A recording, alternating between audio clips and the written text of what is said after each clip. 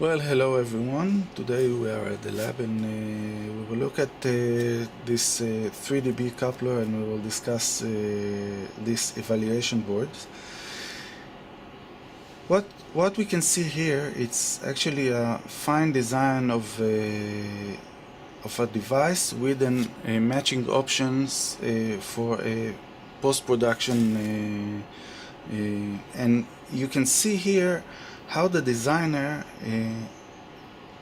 has left a pi network at each of the device of the 3dB coupler.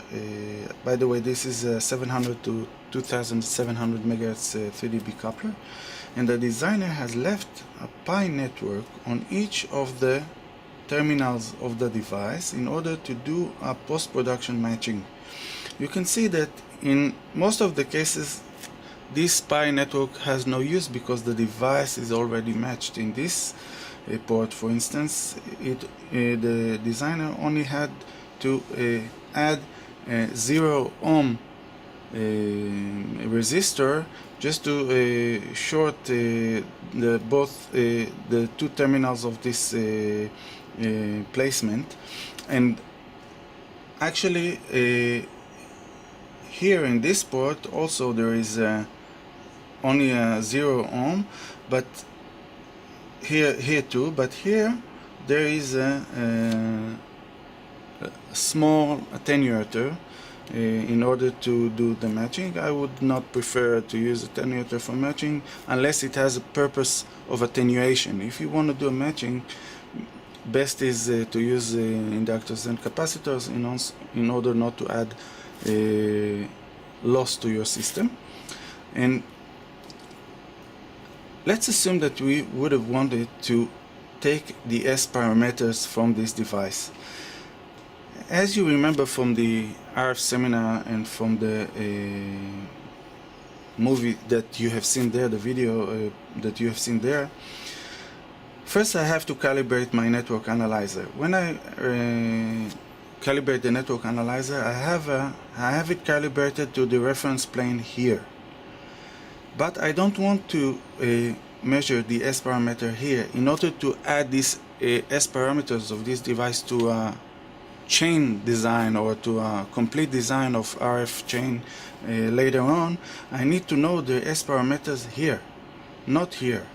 And in order to know the S parameters here at this reference plane, I have to change the reference plane from this point to this point. We do that using the electrical design feature, and we do that by removing the serial resistor here.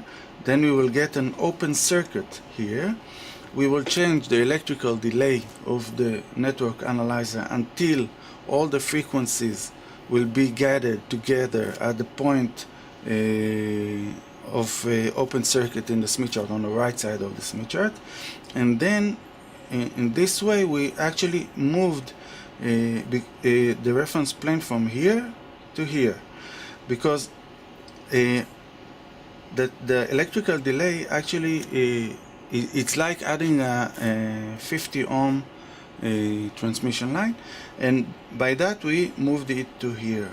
And then we have to put our 0 ohm resistor back and measure the S parameters. We will get a different view of the response from this coupler. And when we have this picture, we will be able to take it off take the S2P file from the network analyzer, take it to our simulator, see what LC components will match this device, and then put it back again. In this device in specific, since it is so wideband from 700 to 2700 megahertz, the matching was much easier with using attenuator, because as you remember, the inductor and capacitor, when we do a matching, it it fits only to one frequency, to a center frequency, and a band this wide, I mean, this is over an actually this is over an octave, this 2 octaves almost of bandwidth, then it's very hard to use LC components, and that is the reason why it was simpler to use just an attenuation. This is what this designer has done. If we have only a narrow band that we are interested of, then we will be able to use LC components here. And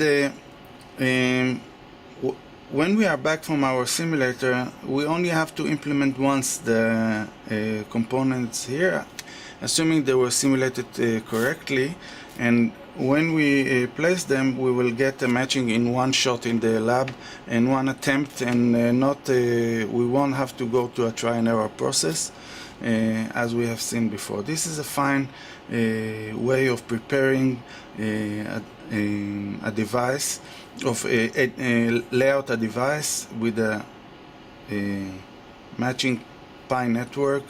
I would even say that when you are designing your PCBs, don't waste area on this transmission line, because they actually make the attempt of matching this device harder, because actually as we go away from the device, the frequencies are spread from each other, as you remember, and they might spread in sometimes, they might be gathered in other times. So the best is to be as close to the device as possible.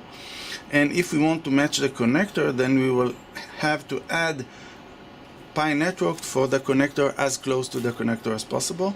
And in order to save the extra transmission line and loss, this is unnecessary. And that's it. This is the way, proper way to work.